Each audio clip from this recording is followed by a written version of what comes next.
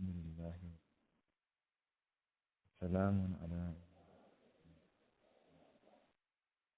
أعوذ بالله من الشيطان الرجيم. بسم الله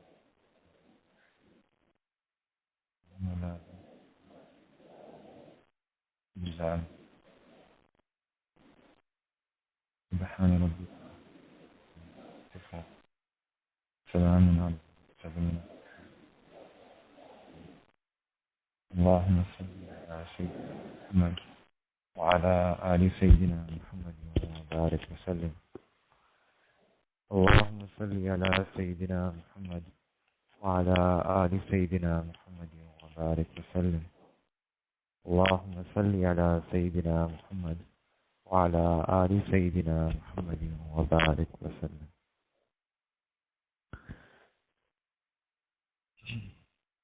The purpose of this gathering, this session is to remember Allah subhanahu wa ta'ala,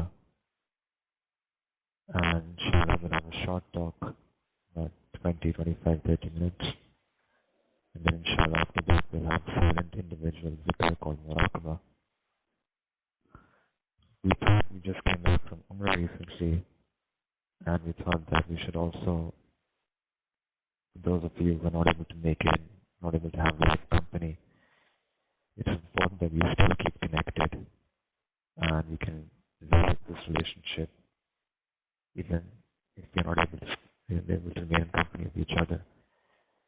But virtual company alhamdulillah also has an effect, because at the root, at the basis, the foundation of this relationship between the teacher and the student is actually ikhlas. The teacher has ikhlas, that he wants to have the student come close to Allah subhanahu wa ta'ala, wants to draw Allah subhanahu wa ta'ala's tawajjuh, draws Allah subhanahu wa ta'ala's attention towards his banda, his bandi, his servant and slave. And the student, the servant of Allah subhanahu wa ta'ala also has ikhlas. He pledges to Allah subhanahu wa ta'ala, he does tawbah of all his previous sins, of all her previous sins, and he and she will want to take someone who can guide them in coming close to Allah subhanahu wa ta'ala and drawing themselves close to Allah subhanahu wa ta'ala. So when there is ikhlas, sincerity from both sides, then inshallah Allah subhanahu wa ta'ala places barakah in that relationship. And whatever ta'alluq, whether there be a ta'alluq of deen, whether there be a ta'alluq of dunya, Allah subhanahu wa ta'ala places barakah in such a relationship, in such a ta'alluq. So inshallah, even online, we can benefit from each other's company.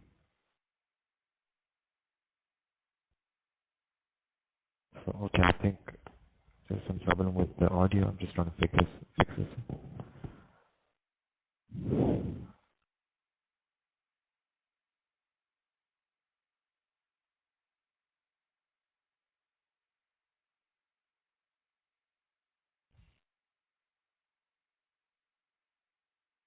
So in this ayah which I recited at the beginning, Allah subhanahu wa ta'ala says that on the day of judgment, nothing will be of benefit to a person, nor wealth will give any benefit to the person. Some people say that if you have wealth, you can do many jobs, you can work, but even by working and getting the money, everything cannot be done. You can buy books, but you can't buy knowledge.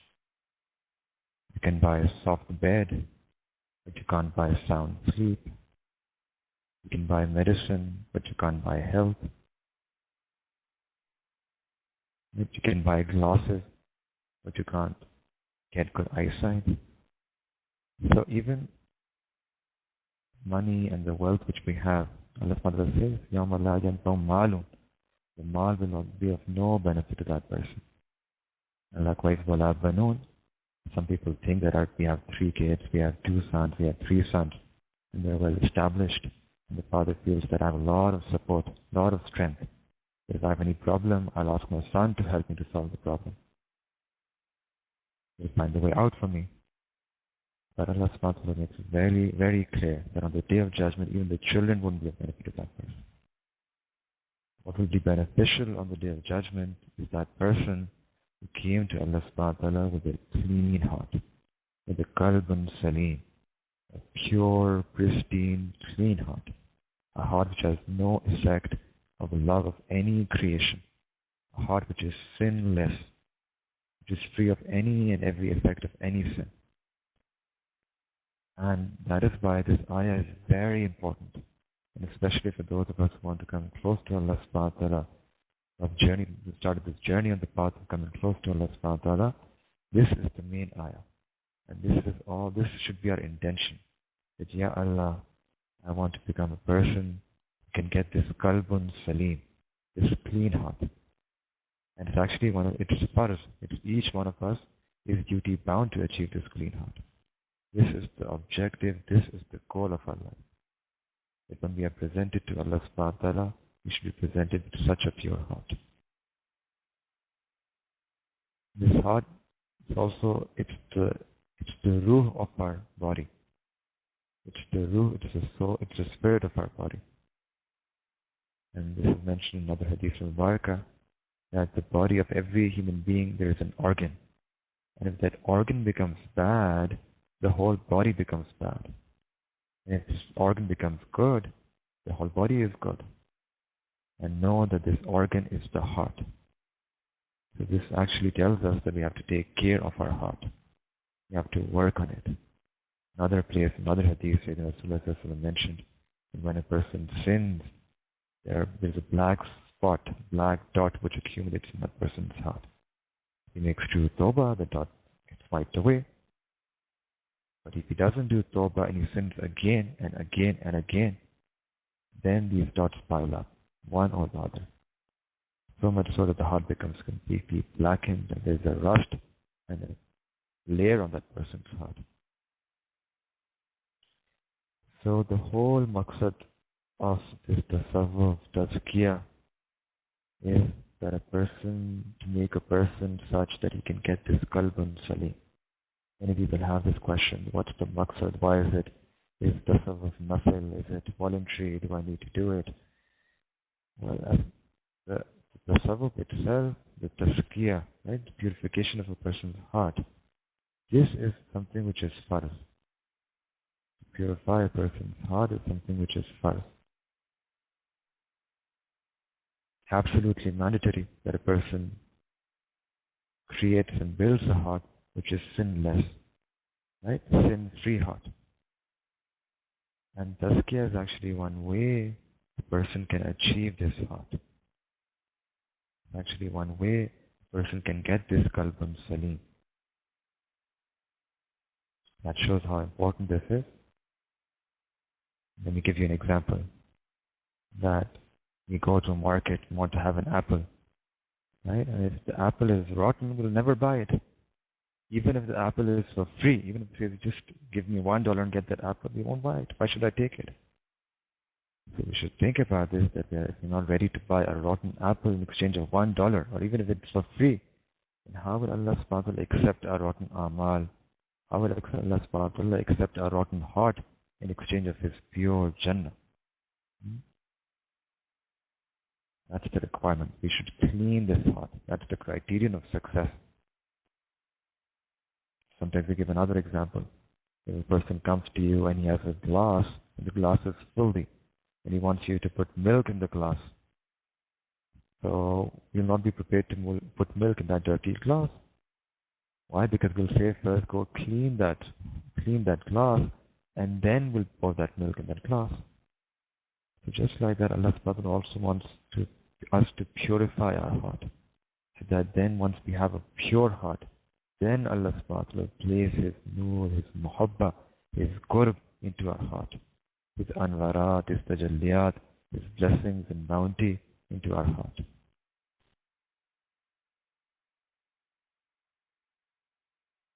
This qalb of a person, it's arshullah. The hadith Mubarakah said, we mentioned that qalb Abdullah, arshullah. That the heart of a person is the arsh of Rahman. So we have to clean this house of Allah subhanahu wa ta'ala. Just like we don't allow any filth to come in the masjid, which is also the house of Allah subhanahu wa ta'ala. Just like that, we should have the same mentality, that our heart, this heart with spiritual heart, this qalb, is also the house of Allah subhanahu wa ta'ala. We should clean this heart.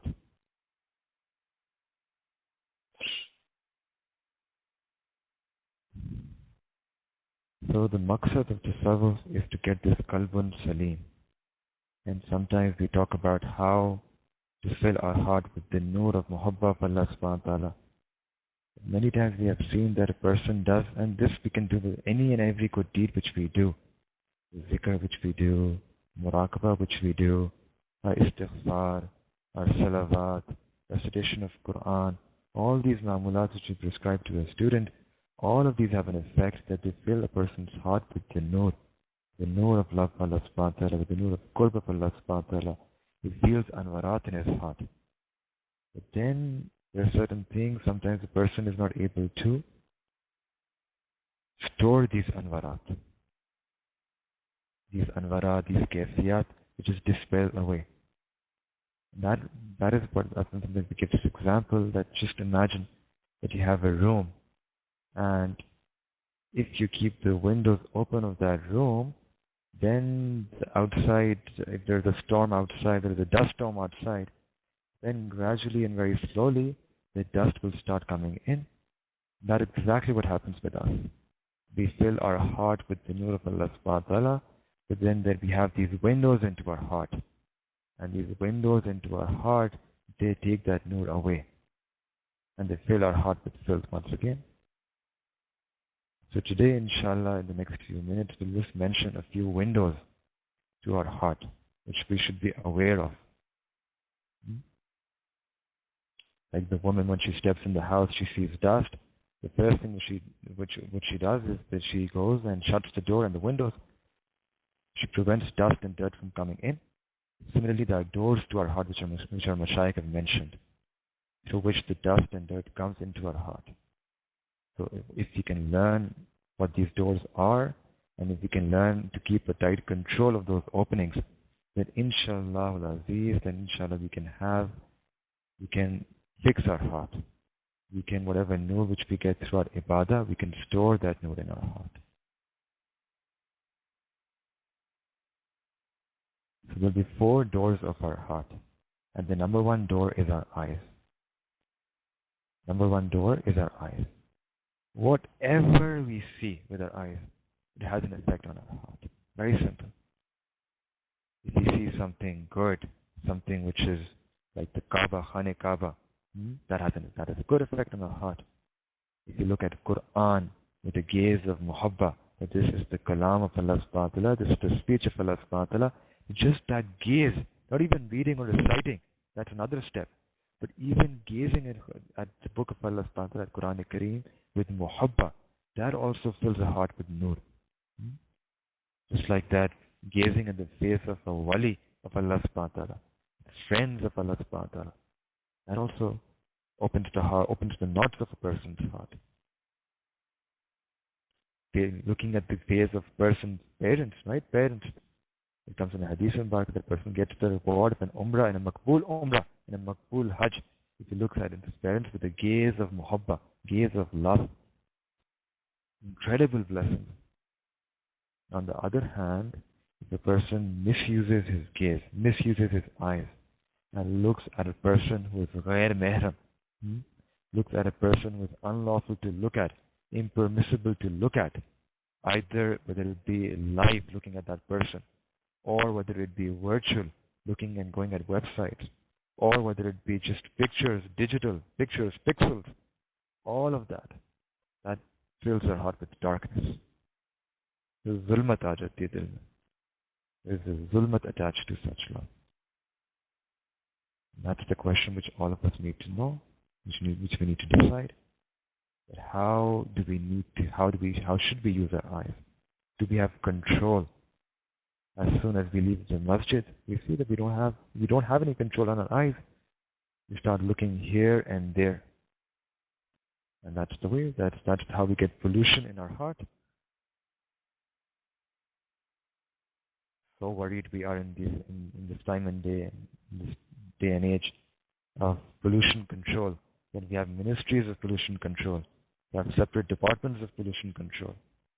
If you're so worried about external pollution control, have you ever thought of our internal pollution control? We didn't even know that our gaze has so much of an effect. Right? So this is the first thing that we need to fix. And that's why Allah subhanahu wa ta'ala, if you look at how Allah subhanahu wa ta'ala has created our eye and the structure of an eye, it's amazing that the eyelid, it's something which is so small, right? But it's something which acts so quickly. Like we have this phrase in English that in the blink of an eye, right? What do you mean that we mean by that? In a very short period of time, that we can control our gaze. And why has Allah subhanahu wa ta'ala made our eyes such that on the day of judgment, that the young man, that the young woman can say that, Ya Allah, I looked at that woman, I looked at that man, but I wanted to keep my eyes closed, but the door to looking took so long that I wasn't able to close it. It was slow. But no, Allah subhanahu wa ta'ala made it quick, that you can act very quickly. You make a determination and irada, and you can close our eyes. It's instantly. And one of the grave effects of not controlling our gaze, not controlling our eyes, is that we are mehroom. We become mehroom of the lazat of ibadah. That we're not able to taste the sweetness of our ibadah. We stand in namaz, and we start to get different thoughts. We are in qiyam, we are in ruku, we are in sujood, and our concentration is not there. Our attention is not there. We have pictures of different various people imprinted on our memories, permanent effect on our memory. It's a very grave situation. Very grave situation. Hadith of Mubarakah Sayyidina Rasulullah mentioned that the person who keeps his eyes closed from ghair mahram, Allah subhanahu wa ta'ala will give him the enjoyment of ibadah.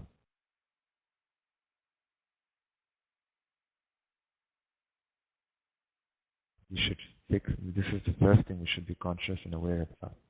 We need to be aware of our eyes, how we use our eyes throughout the 24 hours in our every day. There should be a constant fasting of our eyes, a perpetual fasting of our eyes from all those things which are unlawful. That's the message of Ramadan also, that fasting is not just from food and drink, but there's also other fasting, spiritual fasting. And this is number one, fasting of our eyes, managing our eyes, keeping them away from those things which Allah subhanahu wa ta'ala has asked us to keep away from. The second gate to our heart is the tongue.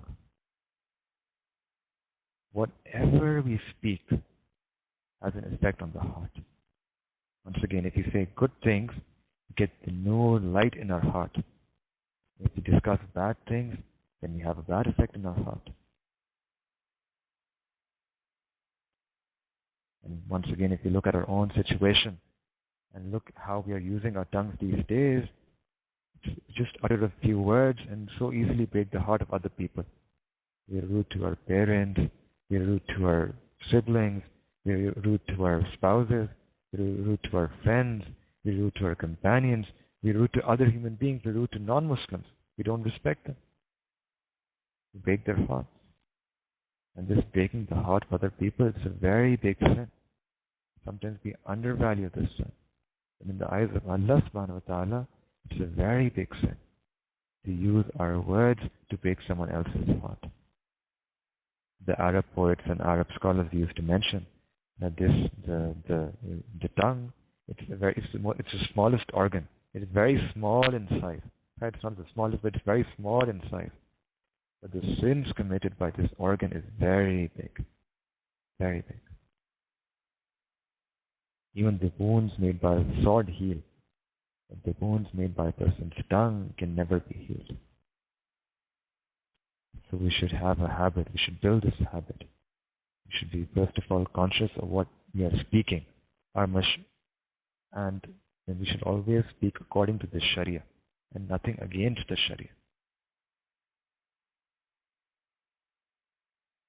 We should start speaking less. This is also one of the teachings of the Mashayikh. Let's start speaking less, because the less we speak, the less chances we have of committing some sin. And this is especially among the women. They speak a lot. They speak a lot for hours and hours and hours to speak. To work on this. To speak less. Only when there is a dire need, when there is a need to say something, then we should speak. We should make this a habit. Our Mashaykh to is tarah baat karte the that when if someone used to ask them, they replied, whatever they used to speak used to be an answer to someone's question, or some nasihat, or some words of guidance or counsel.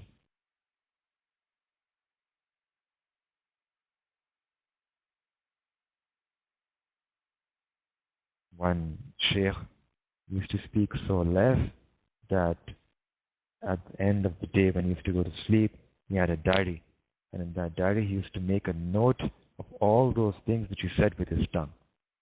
Allah Akbar Kabir. Now you can imagine that if he could note down everything which he said with his tongue, then how little he used to speak. It's a very good habit to speak less. Why? Because it also helps a person, if a person speaks less, that also helps a person be more aware of Allah subhanahu wa ta'ala, more aware and conscious of Allah subhanahu wa ta'ala.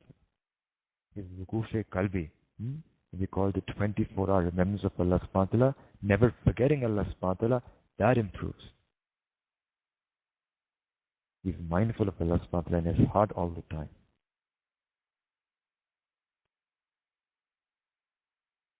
And on the contrary, if we use our tongue for backbiting and riba and for saying lies, just sorry, all these are haram.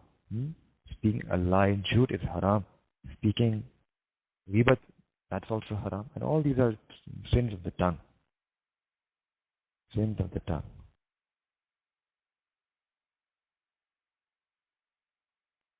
When a person lies, Allah subhanahu wa ta'ala orders the angels to write his name amongst the kazzabin.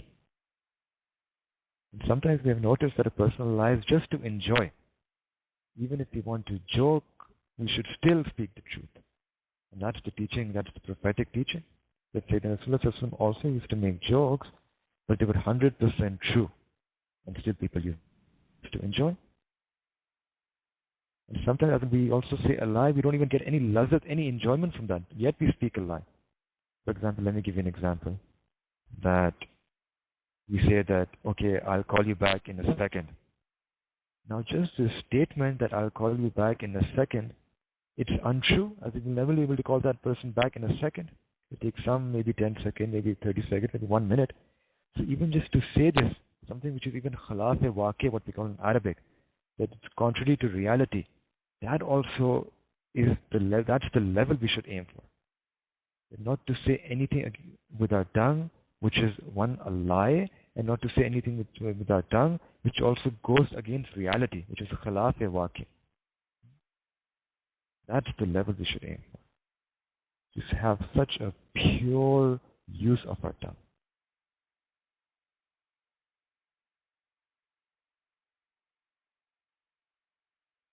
Third door is our ears. And once again, whatever we listen to with our ears, it has an effect. And the number one, once again, as we can give you examples of ghibat and backbiting. But if you listen to ghibat from other people, that also has an effect. Listening to ghibat, listening to other people's backbiting, that also has an effect on a person's heart. And the best way to stay away from ghibat is to just make it clear to the other person that, look, I don't want to discuss anyone else who's not present here. If you want to say something bad about him, some criticism about him, I don't want to be a part of this conversation. Keep me out of it. And if for some reason that's the best way. But if for some reason a person doesn't have that courage, doesn't have that strength to say such a sentence, and he's in a gathering with other people or backbiting with the people are talking about other things, what's the definition of backbiting? Backbiting is actually, I think some people have this misconception, that backbiting literally means that to say something behind a person's back such that if you said that same thing before that person, in front of that person, then that person won't like it. Simply, he won't like it. Right? It's not something which you're trying to degrade that person. Even if he doesn't like it, that's still backbiting. And if it's something which is absolutely false, if you're just saying a lie about that person behind the person's back, that's another sin. That's even a graver sin. That's buhtan, what we call in Arabic. Ghibat is milder. It just says that even if that person dislikes that something, even if it's true, That's ghibat, that's backbiting. And Hadith Mubarak Sayyidina Rasulullah mentioned that al-ghibatu ashaddu min az-zina. That ghibat is it is more severe than zina. It's a very grave sin.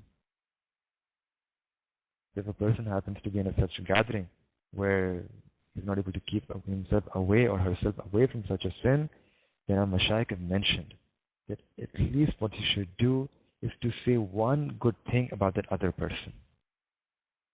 One good thing.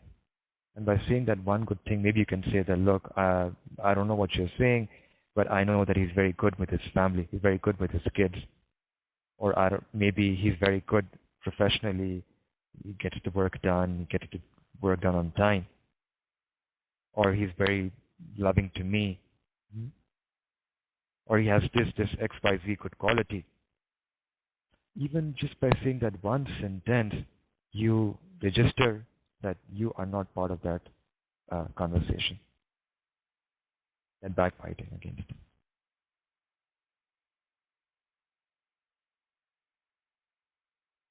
Another thing about ears is आजकल के ज़माने में it's a big fitna these days, which is music. In other hadith it's mentioned that listening to music, the thoughts of zina, the thoughts of adultery, the thoughts of zina come in a person's heart as if crop comes out of earth after it rains. Just like fasal comes out of the earth after it rains, so fast these thoughts of zina come into a person's heart when he listens to music. We should also be careful about our listening to music. We should just stay away from it. Forget what's the juristic verdict on music, whether it's haram, whether it's makruh tanzihi, whether it's makruh tahrimi. Forget about the juristic maqam, or the juristic hukum or judgment. For a salik, for that person wants to come close to Allah subhanahu wa ta'ala, he should view listening to music as haram for himself, for his spirituality. Yeah, just to view it haram for himself.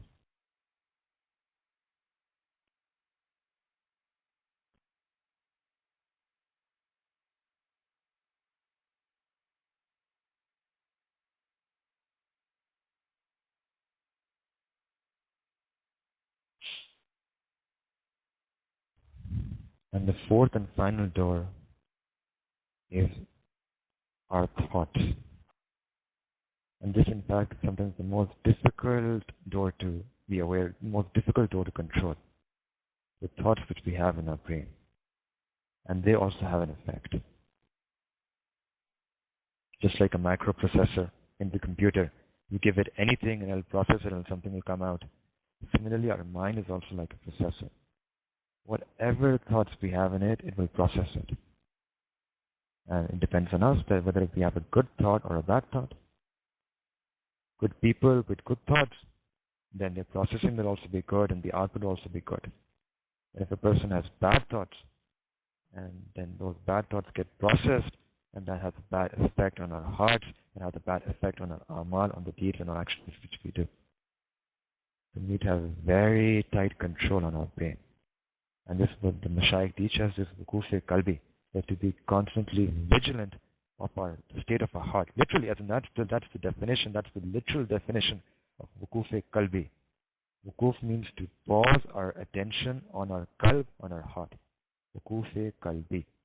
Always be attentive to Allah subhanahu wa ta'ala in our heart.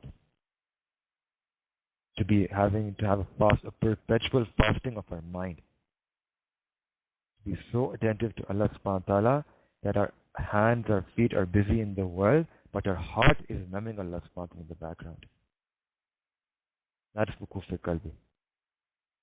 Just like you have Windows, you give an example of Windows processing system. That Windows is always working in the background. Whether you're using Adobe Photoshop, you have Microsoft Word, you have Paint, all of those different software, you're multitasking. But Windows is running there in the background. Just like that, exactly in the same way, we should try to have the remembrance of Allah subhanahu wa ta'ala in the background of our heart, in the bottom of our heart, in the background of our mind. Be aware of Allah subhanahu wa ta'ala, to be thinking of Allah subhanahu wa ta'ala all the time. And how can we be thinking of Allah subhanahu wa ta'ala all the time? Very simple. Never forget Allah subhanahu wa ta'ala. Never be heedless of Allah subhanahu wa ta'ala even for a fraction of the moment of your life. Each and every breath of Allah subhanahu wa ta'ala, we should remember Allah subhanahu wa ta'ala.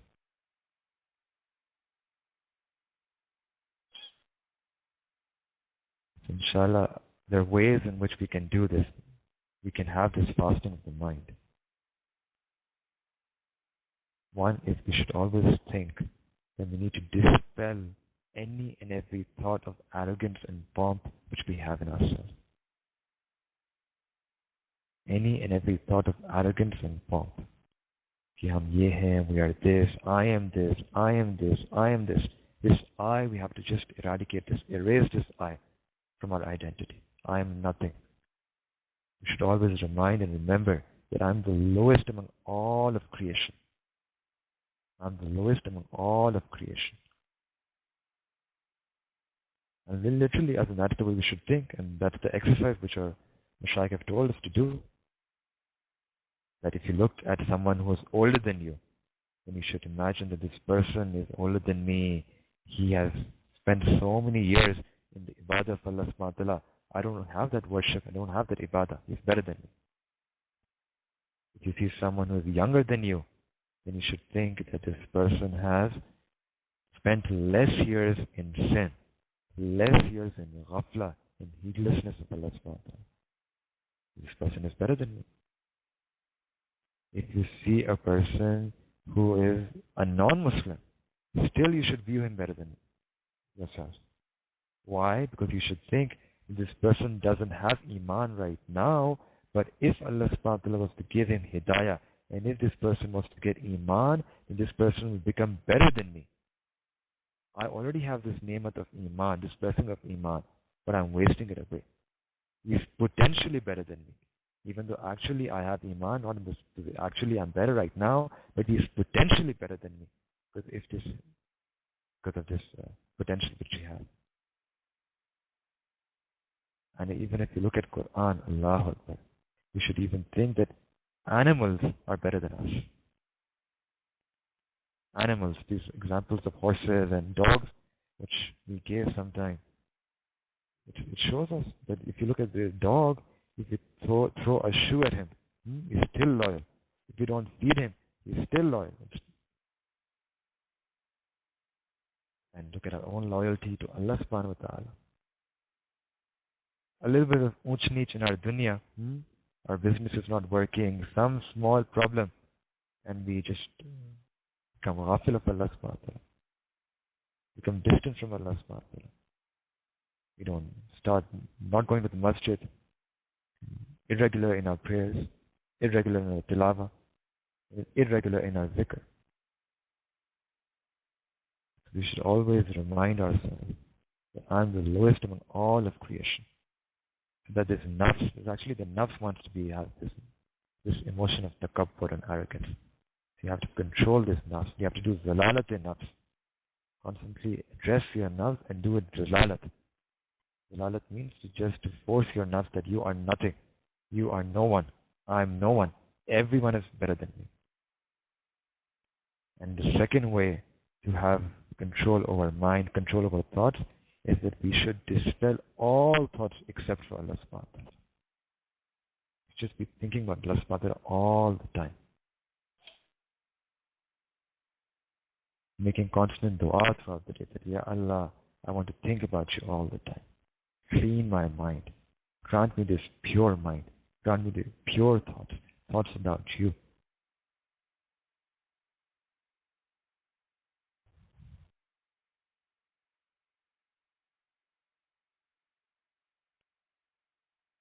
Hadith which has been narrated by Sayyidina Abu Bakr Siddiq radhiyallahu anhu.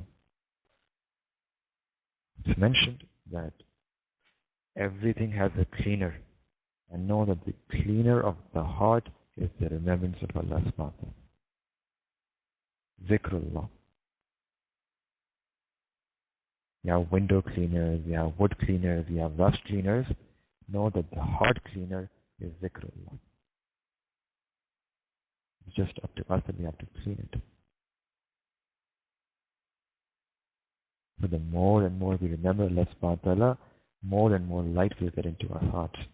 Inshallah, if you keep exercising this, inshallah, one day because of this mehnat, you'll be able to get that pure and pristine heart. So these were the 4 doors, 4 days which we wanted to talk about. That if we can learn to have a good watch on these 4 days, and we can avoid pollution from coming into our heart, then inshallah we can progress in our spirituality. We can develop our relationship with Allah subhanahu wa ta'ala. And inshallah we'll continue with these sessions every week, and there are more and more ways in which we can purify our heart.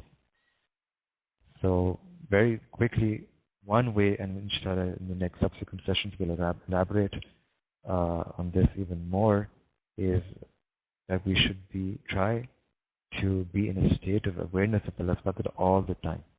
This zikr qalbi, this wukuf qalbi which we mentioned, iska we should try to make it a habit. Inshallah, in other lessons we'll mention ways in which we can achieve wukuf qalbi, but for now just one way in which we can become more aware of Allah subhanahu wa ta'ala is that we should try to remain in the state of wudu all the time.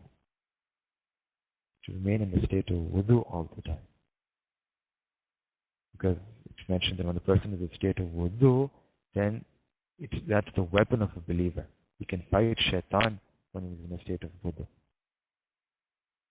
And we should make this a habit that every time we break our wudu, very simple, just renew your wudu. You go to the washroom, you go to the restroom, just when you come outside, just make it a habit that I have to make wudu and then I'll come outside. Inshallah, this has a lot of barakah attached with it, a lot of lessons attached with it, and inshallah will also help us remain in this perpetual state of remembrance of Allah subhanahu wa ta'ala. So inshallah we make dua, may Allah subhanahu wa ta'ala make us amongst the zakireen. Allah subhanahu wa ta'ala grant us the haqiqat of iman, the haqiqat of zikr. May Allah subhanahu wa ta'ala enlist us amongst the zakireen Allah kaseeran wa zakirat. Wa akhiru da'wana alhamdulillahi rabbil alameen. So before we make dua, for a few minutes we'll practice muraqabah, the silent individual zikr. So inshallah I want all of you to close your eyes and bow your head and just concentrate all your attention on your heart, your spiritual heart, which is your qalb. And focus that my heart is remembering Allah subhanahu wa ta'ala, and Allah subhanahu wa ta'ala's nur, the nur of love for Allah subhanahu wa ta'ala, the nur of the muhabba of Allah subhanahu wa ta'ala is entering my heart. And my heart is being purified of all its sins, of all its ghafla, of all its heedlessness. And my heart in gratitude, in praise of Allah subhanahu wa ta'ala is calling upon Allah subhanahu wa ta'ala's name. And the name of my Rabb is Allah. To make this zikr as if my heart is calling Allah subhanahu wa ta'ala's name, as if my heart is saying Allah, Allah, Allah.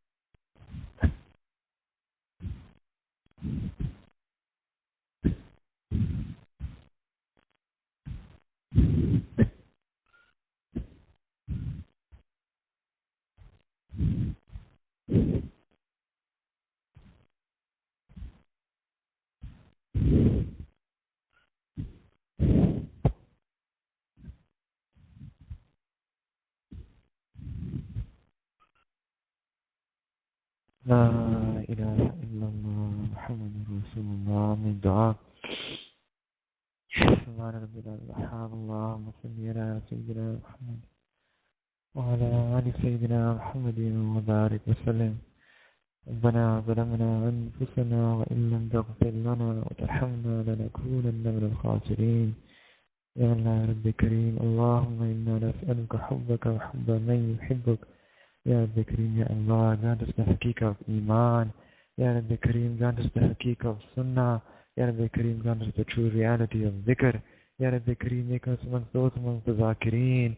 Ya Allah, Ya Rabbi Kareem, we are sick and tired of living a life of ghafla. We are sick and tired of living a life of amongst the Ghafileen.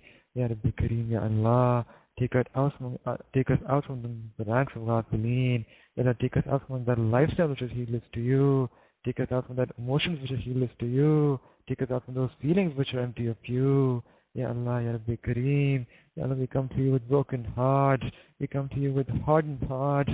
Ya Allah, we come to you with saddened hearts. Ya Allah, we come to you with blackened hearts. Ya Muqallibul Quloob, Qallib Quluubana. Ya Rabbi Kareem, Ya Allah, you are the changer of hearts. Ya Rabbi Kareem, Ya Muzakki Hakiki, Ya the your true purifier heart. Ya Rabbi Kareem, Ya Allah, Ya Allah, we present our fragile hearts to you. Ya Allah, there are hearts which have Iman in you. Ya Allah, there are hearts which have love for you, yearning for you. Ya Allah, Ya Rabbi Kareem, Ya Allah, we ask you to accept this Iman, accept the renewal of Iman. Ya Allah, accept the Tawbah, Ya Allah. Ya Rabbi Kareem, make our hearts munawwar with the noor of Iman, make our hearts munawwar with the noor of Taqwa. Ya Allah, adorn our heart with the noor of Sunnah, adorn our heart with the noor of Zikr, with the noor of Ita'at, with the noor of Ibadat. Ya Rabbi Kareem, Ya Allah, accept our hearts for the khidmat of Deen. Ya Allah, accept our heart for tilawat al-Quran. Ya Allah, accept our hearts to be aware of you in our salah. Ya Rabbi Kareem, we stand before you in our salah, but our hearts are empty of you, are absent from our hearts. Ya Rabbi Kareem, we prostrate to you, we do sajda to you with absent hearts. Ya Rabbi Kareem, Ya Allah, Ya Allah, we make tawbah of our sins, we make tawbah of all our shortcomings, Ya Allah. Ya Rabbi Kareem, we beg you to fix the flaw in us, fix all the flaws in us, Ya Rabbi Kareem. Ya Allah, we ask you to improve the quality of our salah. improve the quantity of our zikr, improve the quality of our zikr. Ya Rabbi Kareem, grant us the halawat iman, grant us the lazzat of reading Quran, grant us the surur and sukoon of sajda, grant us the halawat of ibadah. Ya Rabbi Kareem, Ya Allah, we too want to be amongst your beloved. Ya Allah, make us amongst your lovers. Accept us for this path of love. Accept us for this path of being loved, becoming your beloved. Of becoming your beloved, Ya Rabbi Kareem. Ya Allah, Ya Rabbi Kareem, you're the most weak and sinning members of this ummah. Ya Allah, you are Rahmanur Rahimeen. You're the most merciful ones. Ya Rabbi Kareem, Ya Allah. Ya Allah, you know the hypocrisy in our hearts. You know every sin which we have done until this moment. Ya Allah, you know every sin which we'll do after this dua. Ya Allah, you're truly Al-Halim. Ya Allah, we ask you to shower us with your hilm, shower us with your hidayah, shower us with your love, Ya Rabbi Kareem. Ya Allah, accept our iman and your protection. Ya Allah, protect our iman from all the fitnas of this time, the fitnas outside of the Muslim world, the fitna of Dajjal, the fitna of all the different philosophies, Ya Allah, fitnas which are arising from within Islam, from all those who are leading against us and from the path of Quran and Sunnah, and all those fitnas which are arising from outside of Islam, Ya Rabbi Kareem. Ya Allah, make us such to follow the true footsteps of the Anbiya, the true footsteps of the Awliya, the true footsteps of the Siddiqeen and the Salihin of this Ummah. Ya Rabbi Kareem, Ya Allah, Ya Allah, take away all our difficulties, all our preoccupations, all our worries, Ya Allah. Ya Rabbi Kareem, accept us for a life of ibadah, for a life of tahara, Ya Allah, for a life which is pure and pristine. Ya Rabbi Kareem, grant this qalb salim. Ya Allah, grant this pure and pristine heart. Ya Rabbi Kareem, grant nafs mutma'inna, a nafs which has itminan on you, which has itminan on the rulings of deen, which has itminan on the sunnah and the sharia.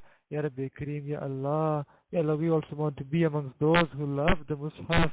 We also want to be amongst those who love the Quran, who love the Musalla. Ya Rabbi Kareem, Ya Allah. Ya Allah, you have said in Quran, Nahnu akrabu ilayh. Ya Allah, we also want to experience that akrabiyat. Ya Allah, we also want to experience that qurb, the love, the intimacy. Ya Rabbi Kareem, we also want to become akrab to you. Ya Rabbi Kareem, accept us for this path. Ya Rabbi Kareem, Ya Allah, those of us who have any difficulty in this world, any worry in this world, Ya Rabbi Kareem, we ask you to remove that worry. Ya Allah, give us the strength and willpower to follow the deen. Ya Rabbi Kareem, Ya Allah, enable us to make the sacrifices to follow the deen. Ya Rabbi Kareem, Ya Allah, unite us always in your love. Ya Allah, grant us a life which is pleasing to you. Ya Allah, Ya Allah, Ya Rabbi Kareem, grant us a death which is pleasing to you. Wa akhiru da'wa. Sallallahu ta'ala ala khayri khalqihi محمد وعلى آله وصحبه أجمعين برحمتك يا أرحم الراحمين.